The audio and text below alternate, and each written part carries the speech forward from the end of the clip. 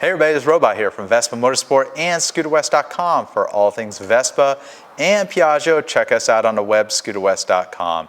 So say you got your brand new 2022 BV400 scooter and you're looking for some other windscreen options other than the single and only factory option that they have available in North America, which is a mid-size windscreen. The mid-size windscreen, at my height, I am looking through the plexiglass, which is in some ways not a very good thing. You know, if it fogs up, you can't really see through it too easy. You got to clean it off. But it is good because it, for the most part, kicks the wind over my head. Maybe you're looking for a sporty, small fly screen that just kicks the wind off your chest for those long rides. And especially with summer coming up, these are the perfect kind of windscreens to put on your scooter for touring on those warm days. Kick the bugs out of your teeth, kick the wind off your chest to keep you from being worn out, and have a nice, clear, visible field of view right over the windscreen. So the Faco part number, Faco is an Italian manufacturer of aftermarket windscreens for both Piaggio and Vespa scooters. The ScooterWest part number for this fly screen is BV40030F. We have these in stock. You just search the ScooterWest web store. Super simple to install. It's always nice to have multiple windscreens if you're really into your scooter. I've changed my windscreen based on the season, just because in the summer I want something like this. So in the winter, maybe I'm going out in the rain or in the cold, I want something full size that protects my hands. And you can check out the next video. I'm going to show the full size Faco windscreen. So two total different style windscreens than the factory windscreen that's found on the Beverly or BV400 as it's known here in North America. So first of all, let's get right to it. Only some basic tools are needed. A Phillips #2 screwdriver, M6, Allen key, and you have a 1/4-inch ratchet with an 8mm socket. That's all it's needed, real simple to install. And of course, if you have a factory windscreen, you're going to need to remove those parts. So on both sides of the scooter, if it's never had the windscreen, the factory windscreen installed, you're going to have these painted little covers.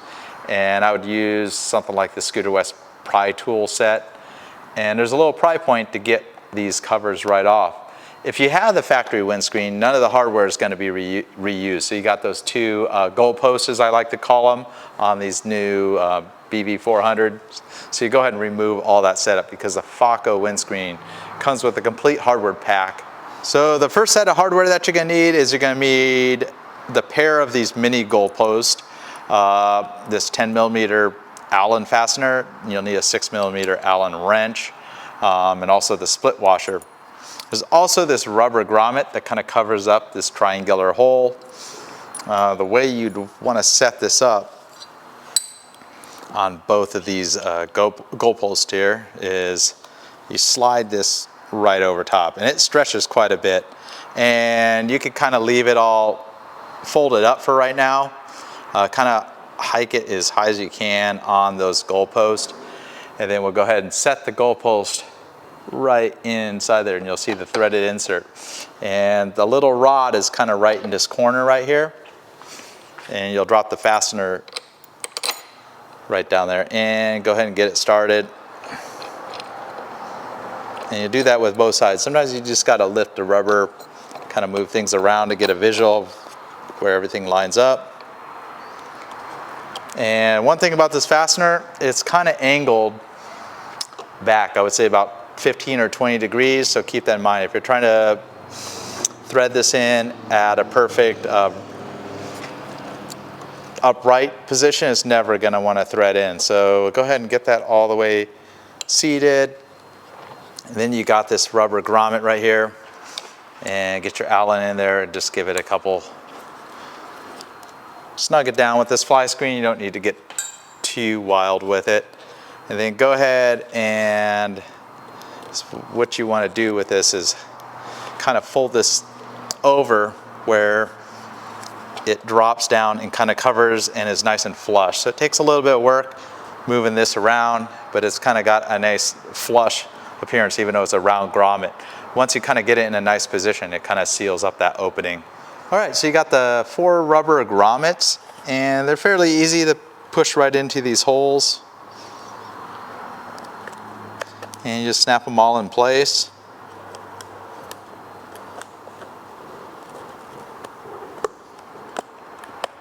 So take the 4 plastic ferrules and go ahead and just push them right into the rubber grommets from the front side. Get them all set up. So you need 4 of these little mounting points that go onto the goalpost, and there's 2 different sizes. There's a side with a hex and a round hole. The hex is going to face the back of the scooter. So the best way to install these is use a pry tool and open them up, and then you'll be able to slide them onto the goalpost here. So, and once you get that out of the way, they'll kind of stay in place. And of course, on all of them, the hex will face backwards.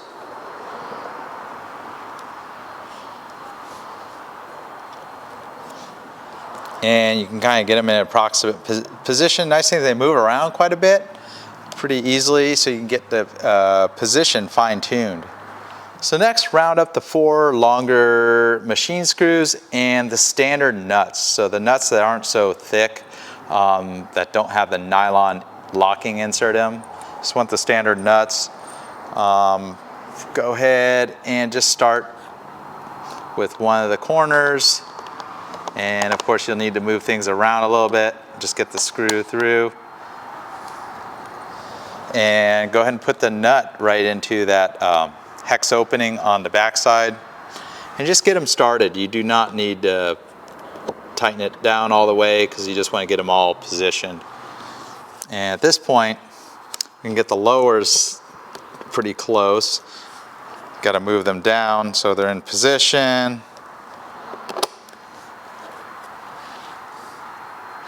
Pretty much do the same thing. And before we tighten all this stuff, we're going to fine-tune the height of the windscreen. Keep it away from the painted bodywork. So now all the screws are in place. See, I have it touching right here. So go ahead and lift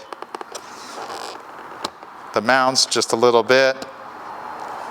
And I would recommend maybe leaving like 1/8 of an inch to 1/4 of an inch on the top most one. That gives you a good gap.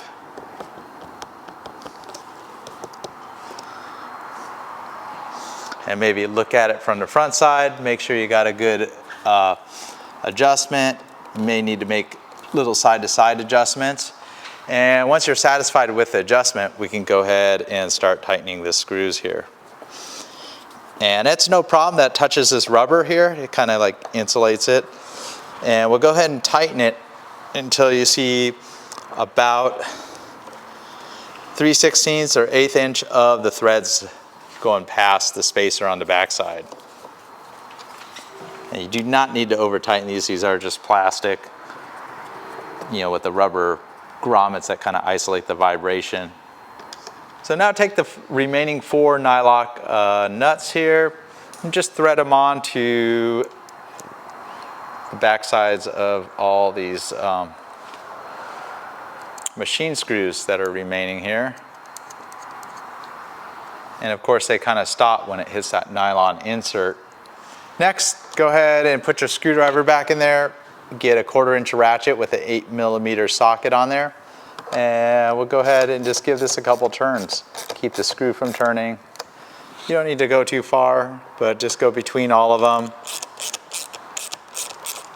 Only a couple turns. I'm not really tightening them all the way.